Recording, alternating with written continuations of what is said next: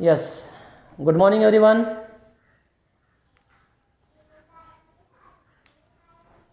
Yes. Good morning. Good morning.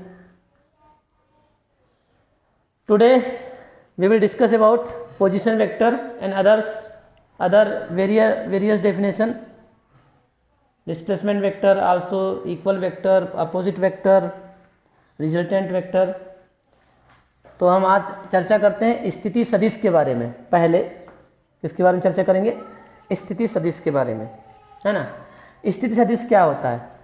तो किसी बिंदु वस्तु का स्थिति सदिश किसे कहेंगे, ये देखते हैं। ये आपके पास में x और ये y अक्ष, ये मूल बिंदु है O, और यहाँ पर कोई एक बिंदु वस्तु है P। क्या है? बिंदु वस्तु P है। बिंदु वस्तु के बारे में आपको मालूम है, बिंदु वस्तु किसको कहते हैं? वह बिंदु जिसके द्वारा तय की गई दूरी उसके आकार की तुलना में बहुत अधिक होती है। इस पर हम पहले ही चर्चा कर चुके हैं, ठीक है। तो यह आपके पास है बिंदु P, जहाँ पर कोई वस्तु रखी हुई है, और यहाँ से क्या करेंगे, हम एक लाइन इस तरह से रेखा क्या कर देंगे, खींच देंगे, और यहाँ पर क्या कर देंगे, एक तीर का निशान लगा देंगे। तो यहाँ पर है बिंदु P, और ये जो मैंने तीर का निशान लगाया O से लेकर P तक मैंने मिला दिया हूँ इसको, ठीक। तो ये जो OP होगा, स्थिति जो सदिश होगा, स्थिति सदिश जो होगा, माइक बंद कर दीजिए। स्थिति सदिश जो होगा वो होगा वेक्टर OP, वेक्टर OP, ठीक है। वेक्टर OP आप इसको पढ़ेंगे, ठीक। अब स्थिति सदिश है क्या?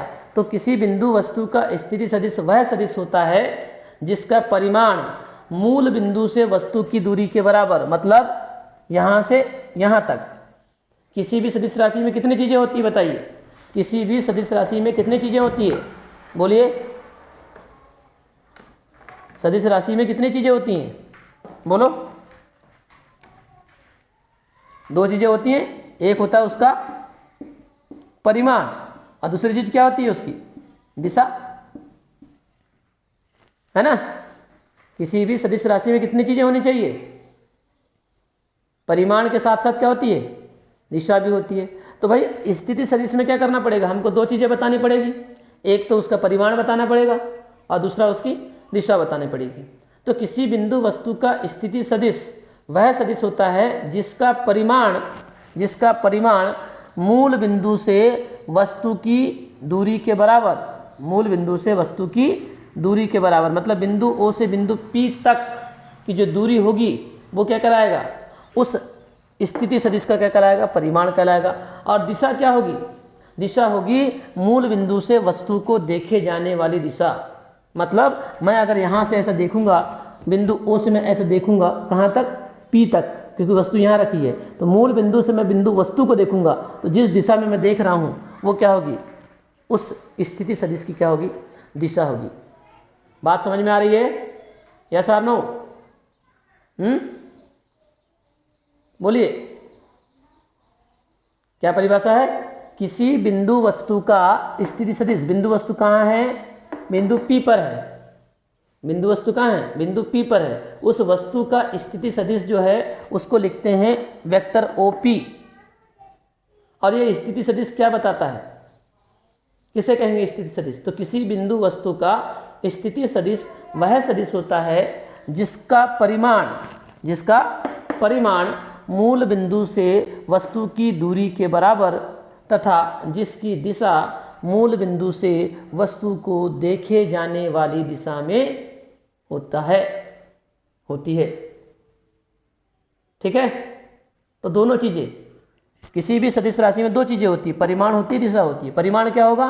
बिंदु O से बिंदु P के बीच की दूरी, ये परिमाण होगी स्थिति सदिश का। और दिशा क्या होगी?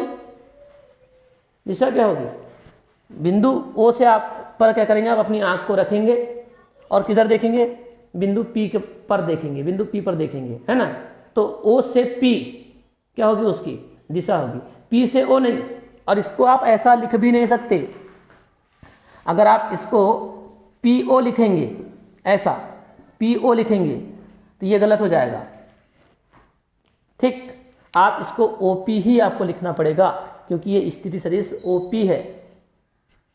बात समझ में आ गई आप सबके? बोलिए, कोई समस्या है क्या? स्थिति से विस्थापन का निर्माण होता है ना। तो यहाँ पर स्थिति सदिश से किसका निर्माण होगा, विस्थापन सदिश का निर्माण होगा। ठीक, तो हम दूसरा सदिश पढ़ने जा रहे हैं, हम विस्थापन सदिश। विस्थापन सदिश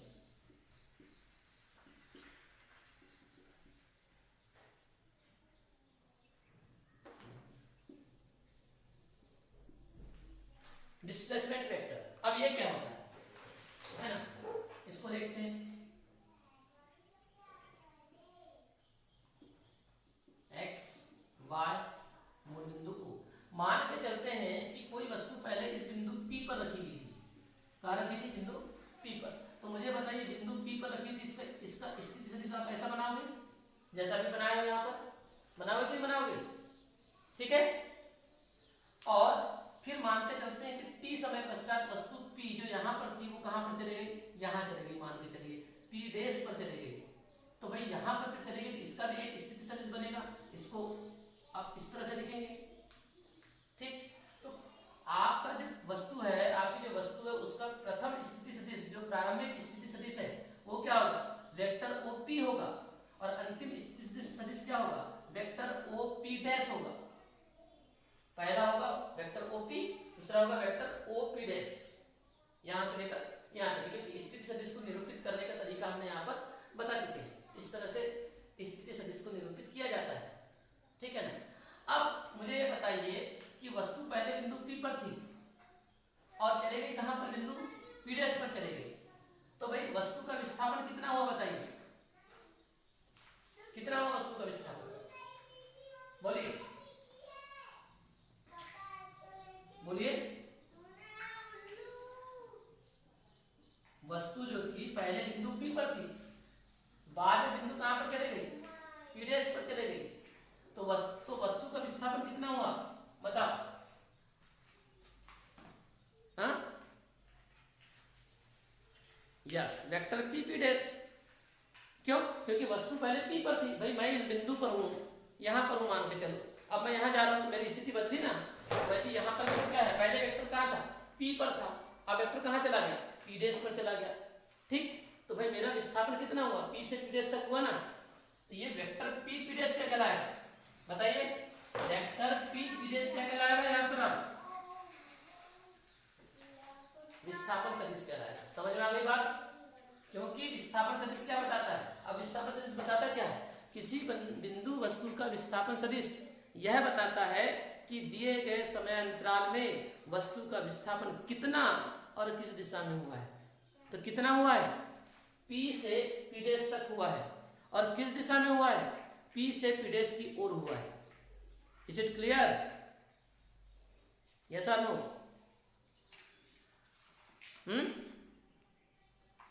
समझ में आ गई बात, राइट है, ओके। तो परिभाषा क्या होगी बताइए विस्थापन सदिश की, किसी बिंदु वस्तु का विस्थापन सदिश वह सदिश होता है, किसी बिंदु वस्तु का विस्थापन सदिश वह सदिश होता है जिसका परिमाण, या ऐसा बोल सकते हैं किसी बिंदु वस्तु का विस्थापन सदिश यह बताता है कि दिए गए समय अंतराल में वस्तु का विस्थापन कितना और किस दिशा में हुआ है। तो कितना हुआ है विस्थापन, ये इतना विस्थापन हुआ है, ठीक है ना, P डैश के बीच की दूरी इतना विस्थापन हुआ है, और किस दिशा में हुआ है, किस दिशा में हुआ है, P से P डैश की ओर। क्लियर हो गई बात? तो परिभाषा क्या बनेगी, किसी बिंदु वस्तु का विस्थापन सदिश यह बताता है कि दिए गए समय अंतराल में वस्तु का विस्थापन कितना और किस दिशा में हुआ है। विस्थापन सदिश को आप P डैश लिखेंगे, मतलब आप उसको P डैश P नहीं लिख सकते क्योंकि दिशा भी आपको बतानी है। परिमाण तो P से लेकर P डैश के बीच का है और दिशा है उसकी P से P डैश की ओर। इज इट क्लियर, यस और नो?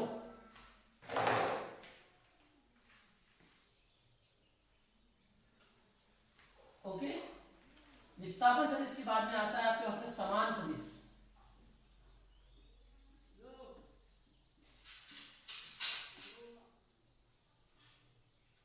इक्वल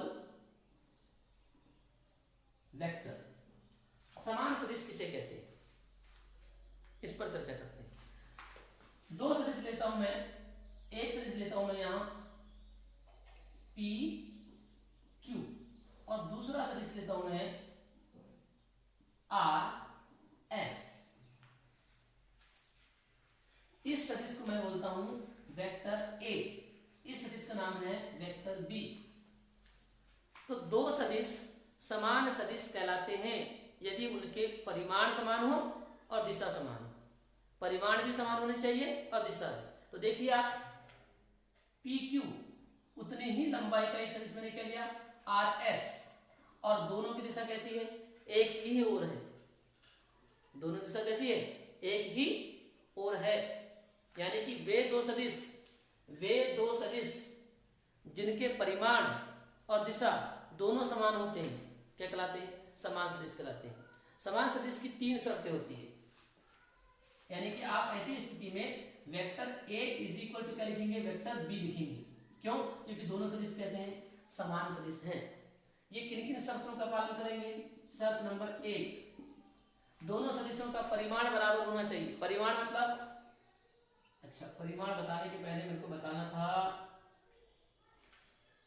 सदिशों के परिमाण से आप क्या समझते हैं। सदिश का परिमाण है निरपेक्ष मान। तो इसको थोड़ा सा मैं अभी डिले कर रहा हूँ क्योंकि परिमाण तुमको समझ में नहीं आएगा फिर क्या होता है। तो पहले सदिश का परिमाण समझ लेते हैं।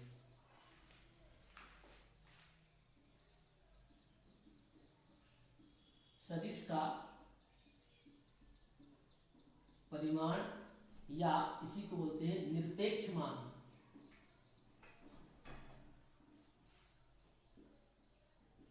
एब्सोल्यूट वैल्यू ऑफ वेक्टर या मैग्नीट्यूड ऑफ वेक्टर भी बोलते हैं इसको। एब्सोल्यूट वैल्यू ऑफ वेक्टर और मैग्नीट्यूड ऑफ वेक्टर। ये क्या होता है, किसी सदिश के परिमाण को व्यक्त करने वाली धनात्मक संख्या उस सदिश का निरपेक्ष मान कहलाती है। मॉड्यूलस है ना, या इसी को मापांक भी कहते हैं। सदिश का मापांक भी कहा जाता है इसको। सदिश का मापांक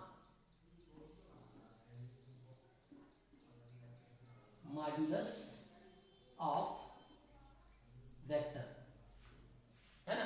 तो किसी सदिश के परिमाण को व्यक्त करने वाली, क्योंकि देखो किसी सदिश में क्या होता है, परिमाण होता है। फिर दो चीजें होती है सदिश में, एक होता है उसका परिमाण, दूसरा होता है उसकी दिशा। तो फिर हम परिमाण को कैसे दर्शाएंगे। कोई वेक्टर है आपके पास में ए, ये आपके वेक्टर है, आपके पास में एक सदिश है, इसके परिमाण को कैसे दर्शाया जाएगा। तो इसके इस सदिश के परिमाण को दर्शाने के लिए हम क्या करते हैं, एक धनात्मक संख्या का क्या करते हैं, उपयोग करते हैं। धनात्मक संख्या, ठीक है। और इस धनात्मक संख्या को क्या बोलते हैं हम, सदिश का परिमाण या निरपेक्ष मान कहते हैं। और इसको लिखते हैं मॉड ऑफ वेक्टर ए से, ऐसा जी। इसको किसे लिखते हैं, mod of vector A. Modulus से मॉड बना है, मॉड्यूलस से मॉड बना है। इन दो खड़ी लाइनें और दो खड़ी लाइनों के बीच में उस वेक्टर को, उस सदिश को क्या कर दिया जाता है, लिख दिया जाता है। और इस मॉड के अंदर अगर मान लीजिए जैसे -2 गया मॉड के अंदर, तो मॉड के अंदर अगर कोई भी धनात्मक या ऋणात्मक राशि जाती है तो वो धनात्मक हो जाती है, मतलब वो माइनस क्या हो जाता है, उसका हट जाता है। समझ में बात। इसलिए हम बोल रहे हैं कि किसी सदिश के परिमाण को व्यक्त करने वाली धनात्मक संख्या उस सदिश का क्या कहलाती है, निरपेक्ष मान या सदिश का मापांक कहलाती है। बात समझ में आ रही है, बात समझ में आ रही है। किसी सदिश का परिमाण, सदिश का परिमाण हमको व्यक्त करना है। आपके पास में विस्थापन है, एक सदिश है, आपका विस्थापन है 5 मीटर है ना, या विस्थापन है -5 मीटर, क्योंकि विस्थापन ऋणात्मक भी हो सकता है, ठीक है। तो अब -5 है तो उसका आप उसका परिमाण कैसे निकालोगे, तो आप क्या करोगे, उस मॉड के अंदर क्या करोगे, -5 को रख दोगे तो कितना आंसर आएगा, कितना आएगा आंसर, 5 आएगा। तो उस सदिश का परिमाण क्या कहलाएगा, एक धनात्मक संख्या मिली ना। ऋणात्मक मिली क्या, नहीं मिली, धनात्मक संख्या मिली। कब मिली, जब आपने इस मॉड के अंदर उस -5 को रखा, तब क्या मिला आपको, 5 मिला। और ये धनात्मक संख्या है, और इस धनात्मक संख्या को ही उस सदिश का क्या कहेंगे हम, मापांक कहेंगे, निरपेक्ष मान कहेंगे, या सदिश का परिमाण कहेंगे। Is it clear. यस और नो? तो परिभाषा समझ में आ गई? किसी सदिश के परिमाण को, किसी सदिश के परिमाण को व्यक्त करने वाली धनात्मक संख्या, किसी सदिश के परिमाण को व्यक्त करने वाली धनात्मक संख्या उस सदिश का निरपेक्ष मान या मापांक कहलाती है। वो जो संख्या मिलेगी जैसे 5, 2, ये उस सदिश का मापांक कहलाएगा, निरपेक्ष मान कहलाएगा। इसको मॉड ऑफ फैक्टर, अगर आपके पास में सदिश ए है तो इस सदिश का परिमाण जो है वो आप इस तरह से लिखेंगे, मॉड ऑफ फैक्टर ए। और मॉड के अंदर कोई भी धनात्मक या ऋणात्मक राशि अगर रहेगी तो उसका मान क्या हो जाएगा? धनात्मक हो जाएगा।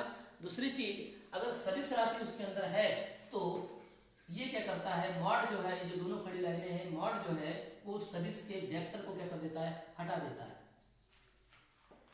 क्यों? क्योंकि सिर्फ परिमाण बताया जाएगा, और तो यहां से हम दिशा क्या कर देंगे? हटा देंगे। तो मॉड ने क्या कर दिया? उसके केवल परिमाण को बताया, दिशा को बताया क्या? नहीं बताया, दिशा नहीं बता रहा है। हमारे परिभाषा में लिखा है सदिश के परिमाण को व्यक्त करने वाली धनात्मक संख्या, दिशा को व्यक्त करने वाले बोले क्या हमने? नहीं बोले, है ना? हमने बोले सदिश के परिमाण को व्यक्त करने वाली धनात्मक संख्या। तो परिमाण को, ये मॉड के अंदर जब हम वेक्टर ए को लिखेंगे तो केवल क्या बताया जाएगा? दिशा बताया जाएगी कि परिमाण बताया जाएगा? बताइए, क्या बताया जाएगा? हाँ, केवल परिमाण बताया जाएगा। ठीक है, इस तरह से हो जाएगा। तो मेरे हिसाब से बात समझ में आ गई होगी आप लोगों को।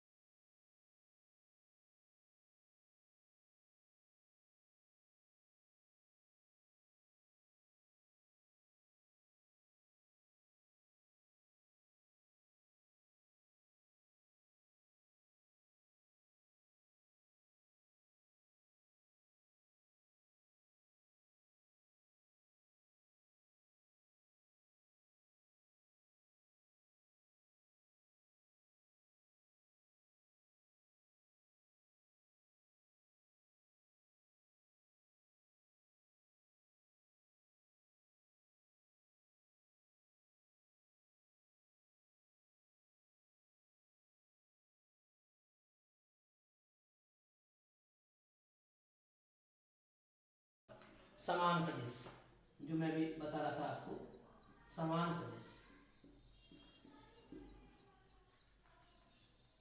Equal vector. समान सदिश मैंने बताया आपके पास में एक सदिश है पी क्यू, दूसरा सदिश है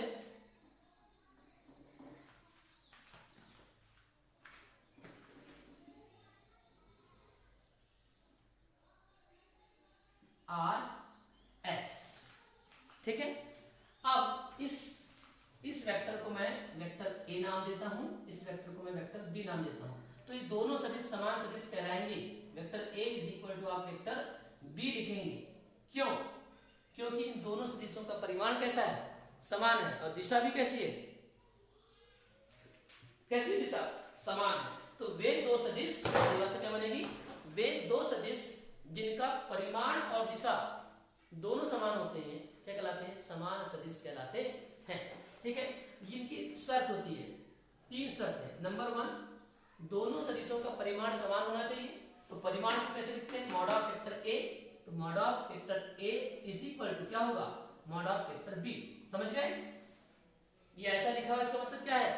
सदिश ए का परिमाण है ना, ये देखो, सदिश ए का परिमाण सदिश बी के परिमाण की क्या होना चाहिए? बराबर होना चाहिए।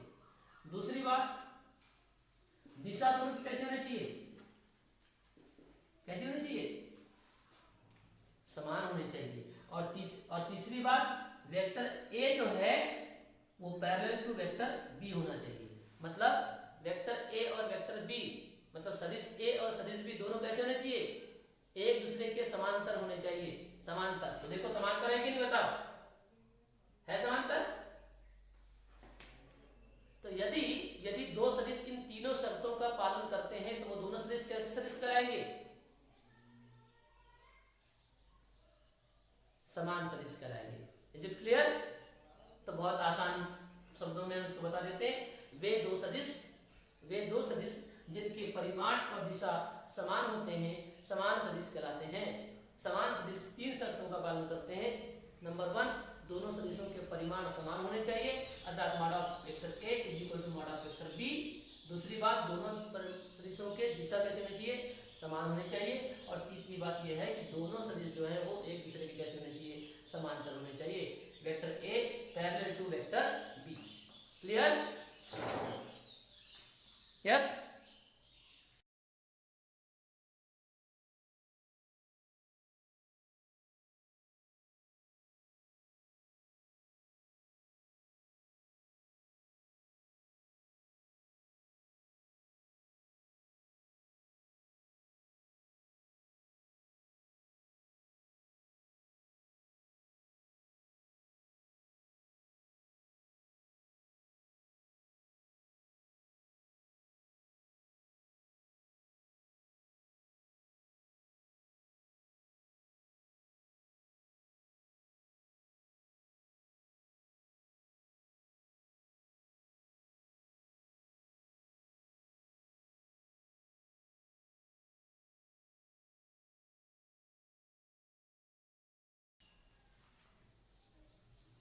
बेटा यस, ठीक।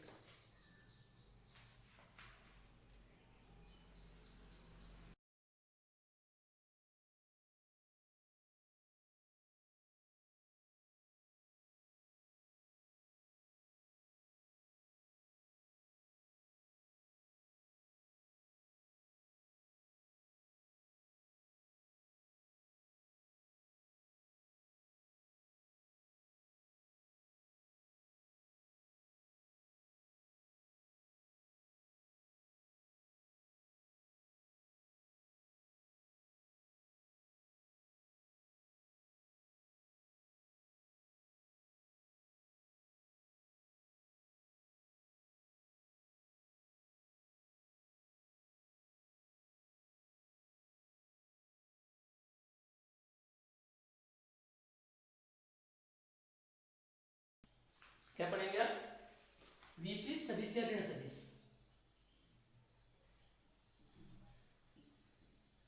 विपरीत सदिश या ऋण सदिश।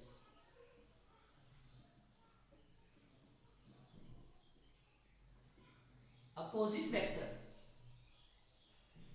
और नेगेटिव वेक्टर। ठीक, विपरीत सदिश या ऋण सदिश। ओके, अब विपरीत सदिश क्या होता है देखते हैं क्या होता है। जैसे आपके पास ये एक वेक्टर है P Q, इसका नाम दिया वेक्टर A, और इसके बिल्कुल समांतर इस तरह से R और S, और इसका नाम दिया आपने वेक्टर B। अब ये दोनों सदिश विपरीत सदिश कहलाएंगे। क्यों? क्योंकि इनके परिमाण तो समान है लेकिन दिशा कैसी है? दोनों समान लंबाई के हैं। ये देखिए, ये भी उतनी लंबाई का है, ये भी उतनी लंबाई का है, तो दोनों की लंबाई कैसी है? समान है। दोनों की लंबाई समान है, परंतु दिशा कैसी है? बिल्कुल विपरीत है। माइक किसको ऑन है? माइक माइक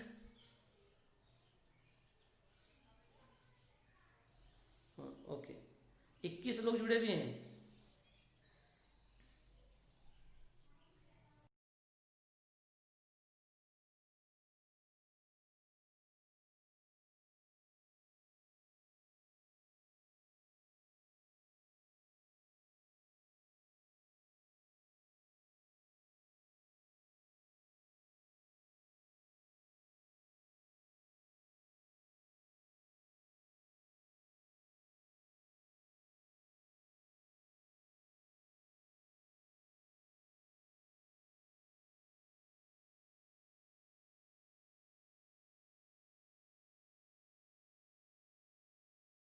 तो मैं बात कर रहा था विपरीत सदिश के बारे में, है ना।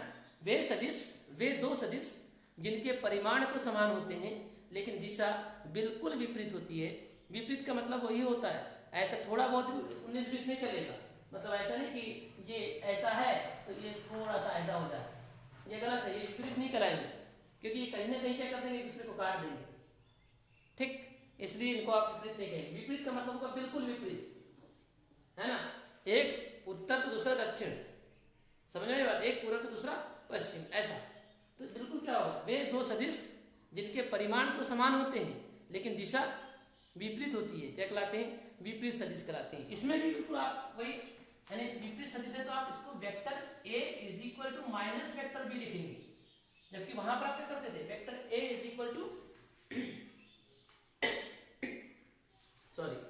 Vector A is equal to vector B लिखा करते थे वहां पर, लेकिन यहां vector A is equal to minus vector B लिखेंगे। Is it clear? वैसे vector B is equal to minus vector A लिखेंगे, दोनों एक ही बात है। क्लियर? इस तरह से आप यहां पर लिखेंगे, vector A is equal to minus vector B या vector B is equal to minus vector A। इसमें भी अगर आप शर्त बोलना चाहें तो शर्त वही रहेगी, मॉड ऑफ वेक्टर A पहली शर्त is equal to mod of vector B होनी चाहिए। दूसरी बात ये कि दिशा विपरीत होनी चाहिए, दिशा विपरीत होनी चाहिए। और मैं तीसरी बात और आपको बोल रहा था कि वेक्टर A जो है पैरेलल टू क्या होना चाहिए, वेक्टर B होना चाहिए। ठीक, यानी ये भी तीनों शर्तों को क्या करेंगे, फॉलो करेंगे। अंतर केवल इतना यहाँ पर यह है कि यहाँ दिशा क्या हो जा रही है, विपरीत हो जा रही है। वे दो सदिश जिनके परिमाण तो समान होते हैं परंतु दिशा विपरीत होती है, विपरीत सदिश कहलाते हैं या ऋण सदिश कहलाते हैं। ये तीन शर्तों का पालन करते हैं, इनके परिमाण समान होना चाहिए, that is vector A is equal to vector B। दूसरी बात, इनकी दिशा विपरीत होनी चाहिए, और तीसरी बात, vector A parallel to vector B, that is दोनों सदिश एक दूसरे के समांतर होने चाहिए। यस और नो?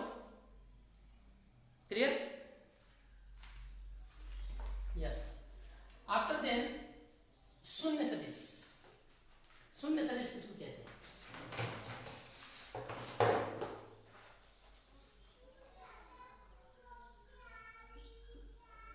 शून्य सदिश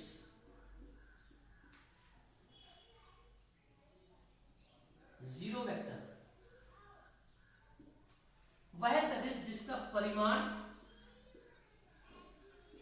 शून्य हो और दिशा कैसी हो, अनिश्चित।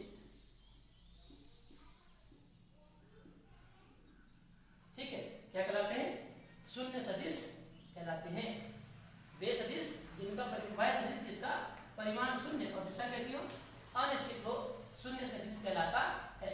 शून्य सदिश को लिखा जाता है वेक्टर ओ से, सॉरी वेक्टर जीरो से। किसे लिखते हैं इसको? वेक्टर जीरो से प्रदर्शित करते हैं इसको। और mod of vector zero is equal to zero होता है। तो वो बात दिखाई हूं मैंने, इसका परिमाण कैसा होता है? शून्य होता है ना?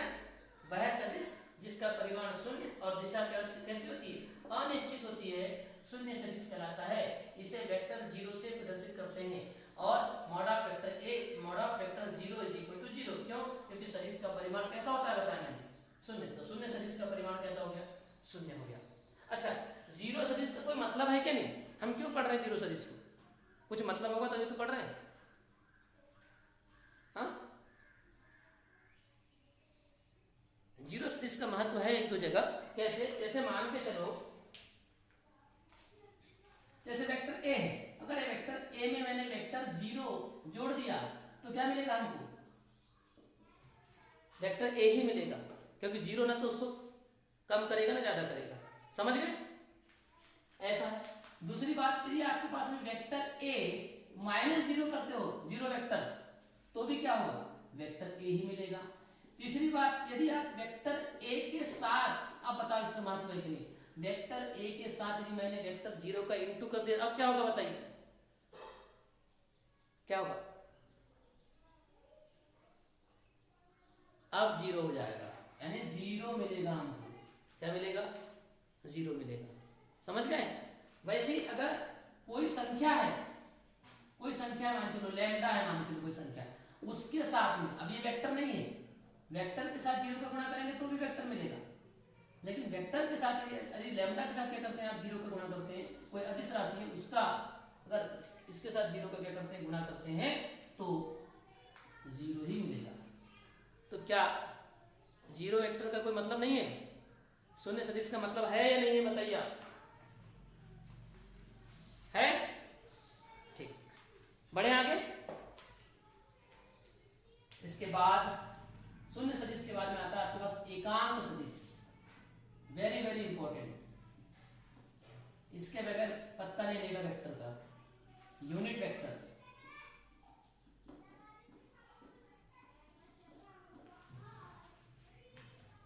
एकांक सदिश वह सदिश जिसका परिमाण एक होता है ना? वह सदिश जिसका परिमाण एक होता है, क्या कहलाता है? एकांक सदिश कहलाता है। हाँ, परिमाण एक, एकांक सदिश कहलाता है। ठीक है, वह सदिश जिसका परिमाण एक होता है एकांक सदिश कहलाता है। ठीक है, और इसको लिखते किससे हैं? प्रदर्शित किससे करते हैं इसको? जैसे कोई आपके पास में वेक्टर ए है, वेक्टर ए है, ये एक सदिश है, तो इस वेक्टर ए का एकांक सदिश जो है वो ऐसा एक कैप से प्रदर्शित किया जाता है। इसको एक कैप से, है ना? मतलब ये हमेशा टोपी लगा के रहता है। क्या लगा के रहेगा? ये टोप कैप लगा के क्या करता है? वो रहता है। हिमेश रेशमिया को देखे हो? हैं? अरे हिमेश रेशमिया को देखे हो क्या? नहीं देखे? कोई नहीं पहचानता है? हाँ, कैसा करता है वो? है? वो कैप लगा के रहता है हमेशा। देखे उसको? हैं? वैसे ही है हिमेश रेशमिया का भाई है ये कैप लगा के रहेगा। ठीक, मतलब ये है कहने का कि एकांक सदिश जो है उसको एक कैप से लिखते हैं। सदिश ए के एकांक सदिश को एक कैप से लिखते हैं, और एक कैप का मतलब होता है, एक cap is equal to vector A upon mod of vector A. इस तरह से vector A upon mod of vector ए।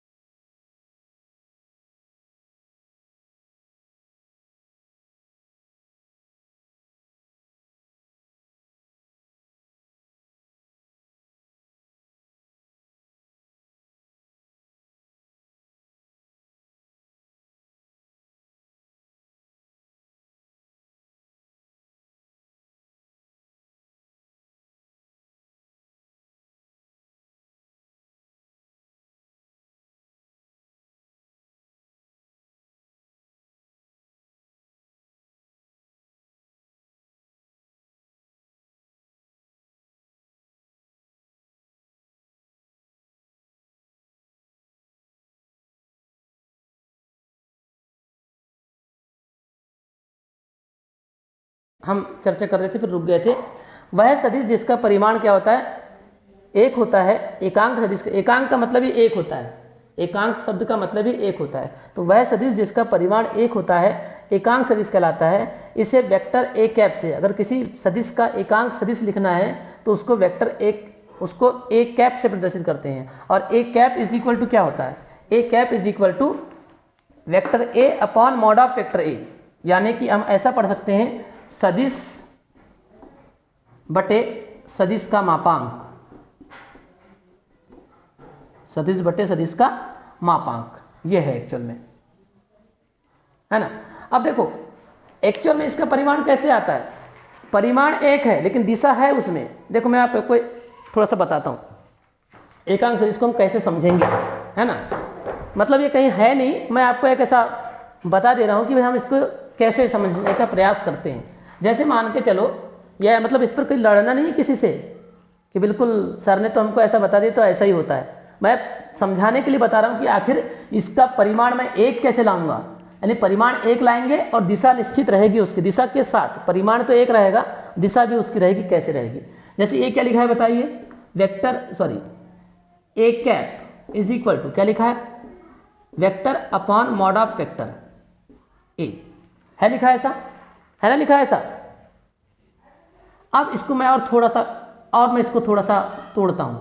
अब मुझे बताइए ये वेक्टर जो है, ये वाला जो वेक्टर है, इसमें कितनी चीजें होंगी बताइए, कितनी चीजें होंगी इसमें, परिमाण भी होगा, दिशा भी होगी, यस होगी ना, बोलो। यानी कि इसमें दो चीजें समाई हैं, परिमाण भी समाया है और दिशा भी समाई हुई है, ठीक है। तो अब मैं देखो परिमाण दिशा को अलग करता हूं, परिमाण को अलग करूंगा तो क्या लिखूंगा, केवल इसको ए लिखूंगा, और इसकी दिशा को मैंने ये लिख दिया, मान के चलो ये समझ में आ रहा है, परिमाण अलग कर दिया, दिशा अलग कर दिया, क्लियर है,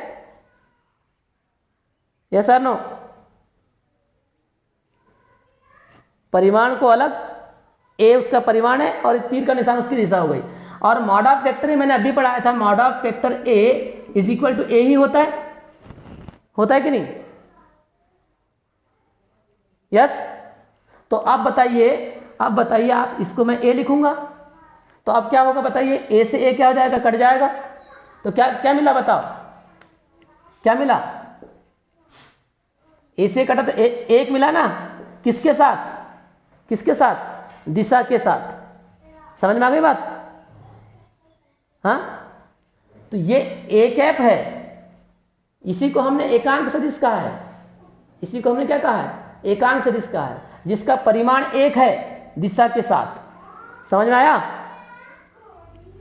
यस और नो। तो इसको हल करने के बाद हमको उत्तर कितना मिला, एक ही मिला ना, लेकिन चूंकि सदिश है इसलिए क्या होगी, उसमें क्या होगी बताइए, दिशा होगी। इज इट क्लियर, मैं जो बता रहा हूं बात समझ में आ रही क्या। एकांक सदिश है, उसका परिमाण एक होगा और दिशा भी होगी। तो एक कैसे लाया मैंने, जबकि सूत्र हमारे पास में ये है, तो एक कैसे आया उसको मैंने बता दिया आपको कि वे वेक्टर है, वेक्टर के पास में परिमाण और दिशा दोनों होगी। अगर मैं इसको अलग अलग लिख देता हूं तो वेक्टर का परिमाण लिख दिया ए और दिशा को मैंने तीर से निशान से दिखा दिया, और मॉड ऑफ वेक्टर ए बराबर ए ही होता है, ए से ए कट गया तो एक आएगा, एक आया, परिमाण किसके साथ, दिशा के साथ। क्लियर, यस और नो, बोलो, अरे हाँ ना, कुछ तो बोलो, ठीक। तो वह सदिश जिसका परिमाण एक होता है ना, क्या कहलाता है, एकांक सदिश कहलाता है। और ये भाई इसको वेक्टर ए कैप से प्रदर्शित करते हैं, तो ये एकांक सदिश है, किसका, सदिश ए का एकांक सदिश है। तो भाई ये एकांक सदिश इसलिए है क्योंकि ये इसका परिमाण एक है, मतलब ये कोई प्रभाव नहीं डालेगा, लेकिन तीर के निशान के साथ में है, इसलिए एकांक सदिश में दिशा है। अगर आप एकांक सदिश को किसी के साथ अचर राशि के साथ गुणा कर देते हो तो क्या मिलेगी हमको, सदिश राशि मिल जाएगी, मतलब वो राशि कैसी बन जाएगी, सदिश बन जाएगी। समझ में आई बात, ठीक है। तो ये मैंने एक तरीका था आपको समझाने का कि